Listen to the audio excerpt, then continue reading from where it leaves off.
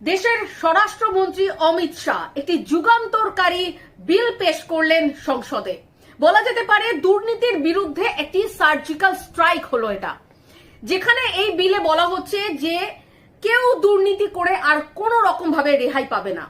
প্রধানমন্ত্রী যদি দুর্নীতি করে তাহলে সেই প্রধানমন্ত্রীকে গ্রেপ্তার করা যেতে পারে এবং প্রধানমন্ত্রীর যে পদ সেই পদ কিন্তু ক্ষইতে পারে। অর্থাৎ এখানে বলা হচ্ছে যে প্রধানমন্ত্রী থেকে মুখ্যমন্ত্রী এমনকি রাজ্যের মন্ত্রী, দেশের মন্ত্রী, এরা কেউ কোনো রকম ভাবে দুর্নীতি করে আর পার পাবে না।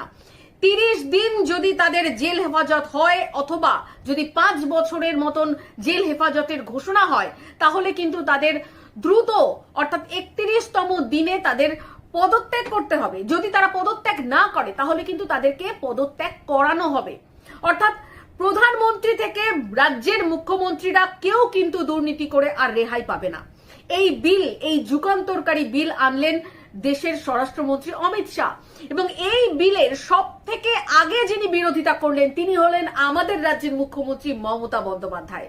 তিনি এই বিল পেশ করার সঙ্গে সঙ্গেই তার নিজের সোশ্যাল মিডিয়াতে তিনি পোস্ট করলেন যে ব্ল্যাক ডে ব্ল্যাক বিল, অর্থাৎ এই বিল একটা কালা বিল।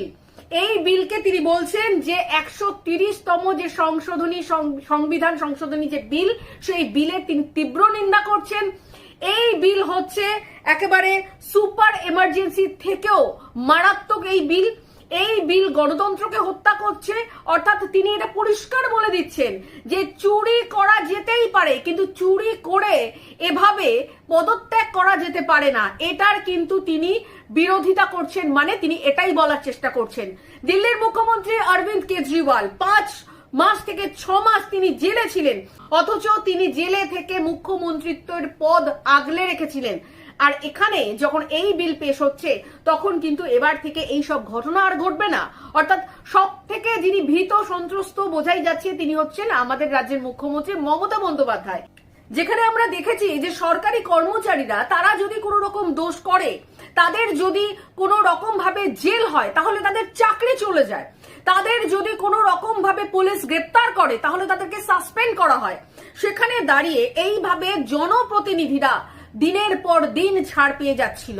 আর এখানে যখন এই স্বরাষ্ট্রমন্ত্রী এই বিল নিয়ে আসছে তখন সব থেকে আগে নেচে কুদে বিরোধিতা করছেন আমাদের রাজ্যের মুখ্যমন্ত্রী।